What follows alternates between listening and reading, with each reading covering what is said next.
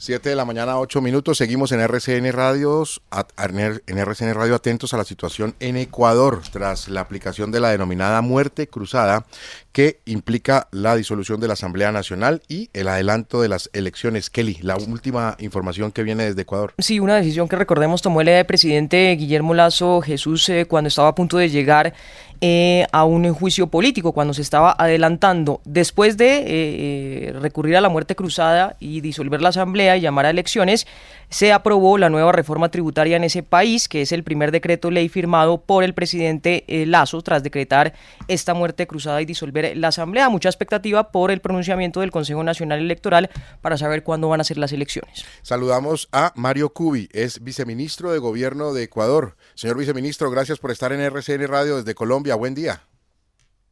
Muy buenos días, qué gusto saludarlos y poder conversar un poco sobre la situación de Ecuador. Muchas gracias a usted, viceministro, por atendernos. ¿Por qué se llegó a esta medida? ¿Por qué el presidente Guillermo Lasso lo hizo?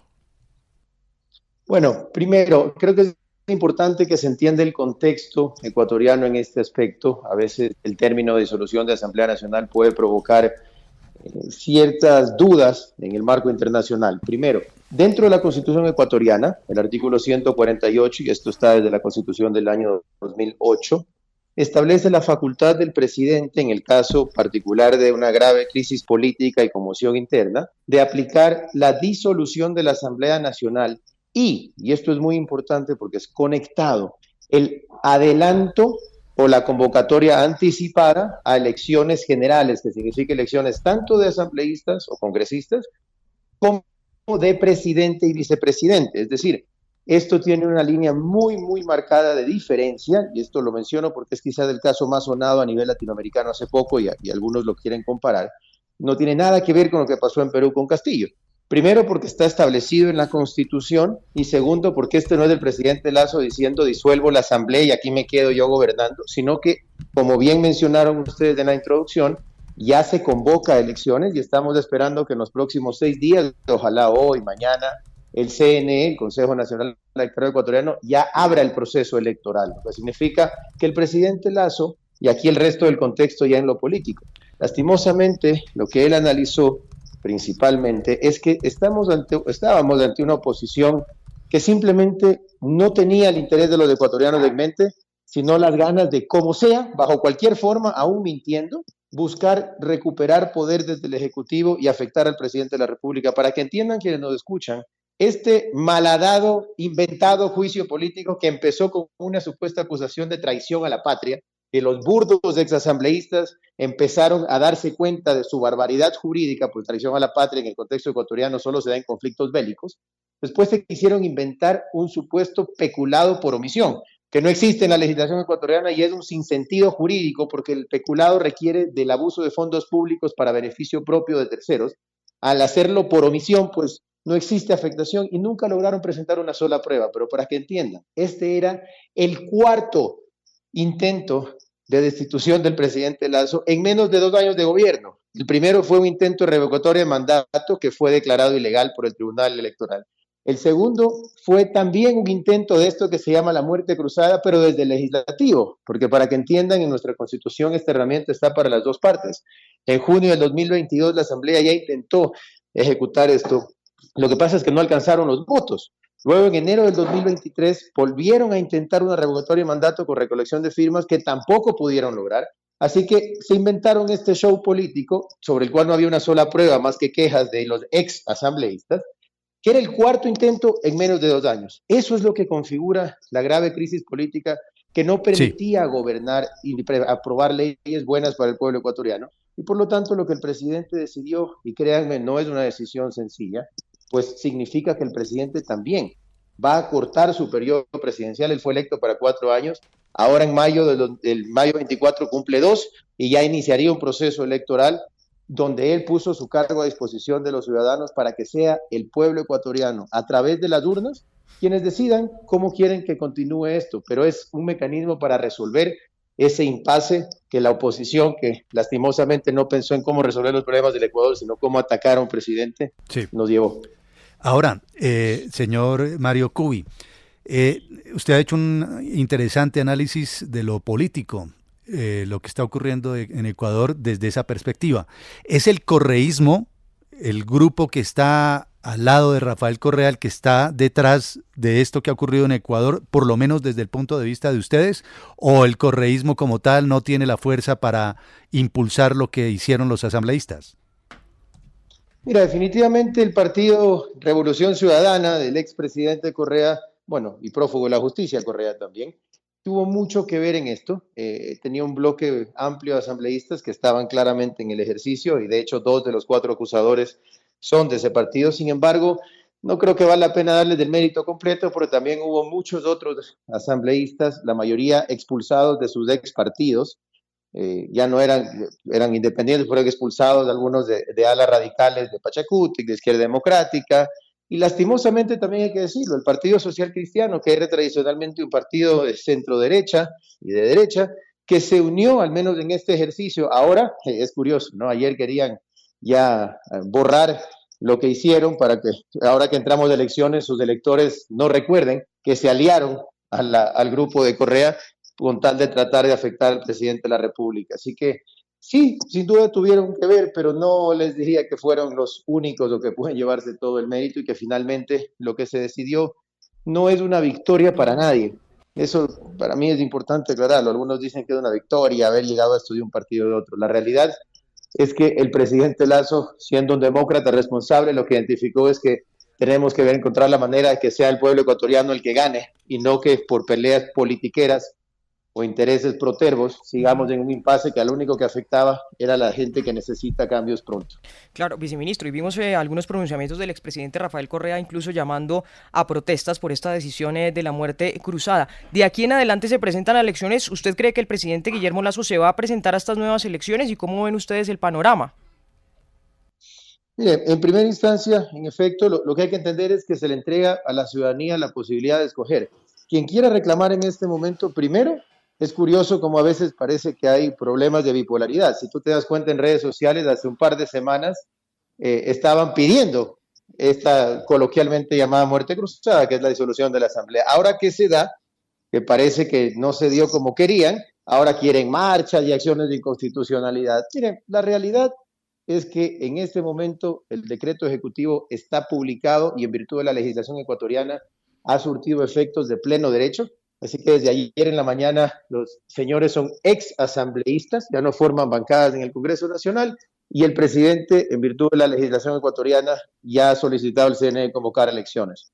Esa es la realidad jurídica en el estado de las cosas. La Corte Constitucional ha recibido algunas acciones de inconstitucionalidad que están en derecho de presentar y que analizará. Mi opinión ya jurídica, yo, por cierto, previo a ser viceministro, era decano de una facultad de Derecho acá en Ecuador. Por lo tanto, desde lo jurídico te puedo decir con bastante certeza que dudo mucho que la Corte Constitucional se involucre en esto, porque la Constitución es clara y es una potestad facultativa del señor presidente de la República. Así que lo que corresponde ahora es el proceso electoral, en el que le recomendaría a los señores políticos que se dediquen a ofrecerle al pueblo ecuatoriano sus ideas, que no presentaron durante los 2 años en la Asamblea, sino Sí. solo atacar al presidente, y que sea la ciudadanía la Sí. que escoja. Respecto a la decisión del presidente, te soy sincero, no te podría dar una respuesta en este momento. La verdad es que es bastante prematuro. Entenderán que ayer tomó el señor presidente y se ejecutó desde el gobierno esta decisión.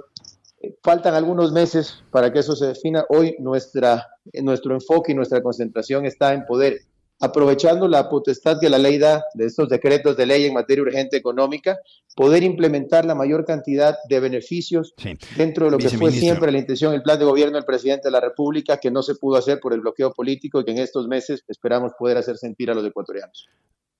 Viceministro, le voy a hacer una pregunta corta para una respuesta corta, por favor. Y el asunto es muy simple. ¿Por qué decretar una reforma tributaria cuando en poco tiempo va a llegar otro gobierno y va a llegar otro Congreso? Bueno, básicamente porque siempre fue la intención. Este proyecto ya estaba en la Asamblea, sino que los señores no lo trataban. Lo que quiere el presidente Lasso es poder demostrarle a los ecuatorianos lo que siempre tuvo en la mente y lo que siempre fue su visión para el país. Así que en este momento sí, tienes razón, puede ser que en 8, 9, 10 meses llegue un gobierno que decide modificarla, pero él quiere, y como gobierno queremos que todos los ecuatorianos entiendan lo que siempre hemos querido hacer por ellos, que es, en este caso, darle a la clase media una rebaja importante de impuestos que permita que la plata, en lugar de estar en un estado obeso, como siempre han querido el grupo que usted ya mencionó, se quede en el bolsillo de las familias, que es donde corresponde. Sí. Le agradecemos a Mario Cubi, viceministro de Gobierno del Ecuador. Gracias por estos minutos con RCN Radio desde Colombia. Buen día para usted en Quito. Muchas gracias a ustedes, un gusto y a las órdenes siempre. Muy amable, 7:18. Juanma. Bueno, buenos días, además. Buenos días, Jesús y oyentes de RCN Radio. Muy interesante lo que está ocurriendo en el Ecuador. Entender un poco la figura de la muerte cruzada, que es el término coloquial, ¿verdad? Sí, porque mueren, que puede morir la asamblea y el presidente también. Tú me matas y yo te mato. Y yo te mato y quedamos todos contentos, ni tú ni yo. Es un duelo con dos muertos. Sí, yo te mato y yo me muero. Exacto, yo me autosuicido, como dice el filósofo venezolano. La que usted acaba de decir, ni tú ni yo. Ni tú ni yo. Y bueno, vamos a ver cómo prospera la situación en este momento en el Ecuador. Lo importante en este instante, y siempre será la incertidumbre, es lo que vaya a pasar en los siguientes días, sobre todo en materia de orden público, ¿no? Sí, hasta ahora ha habido mucha calma, Juan Manuel, porque ayer reportaban algunas pequeñas protestas alrededor de la Asamblea Nacional, pero la Asamblea Nacional estuvo un poco militarizada con algunos policías. Luego, al final de la tarde, las autoridades ecuatorianas dijeron que todo estaba normal y obviamente el pronunciamiento y la espera de lo que diga el Consejo Nacional Electoral. ¿Cuándo van a ser las elecciones y cómo va a ser el mecanismo, Vlado? Vlado, buen día.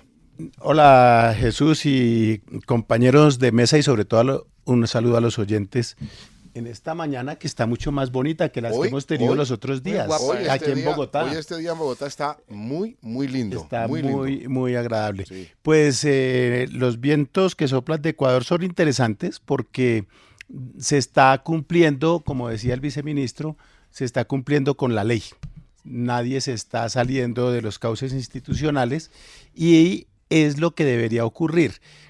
Lo curioso, y ayer lo hablábamos, es que este mecanismo fue establecido en tiempos de Rafael Correa. El propio Correa lo puso. El propio Correa lo puso seguramente pensando que en algún momento él podría hacer uso de ese mismo recurso.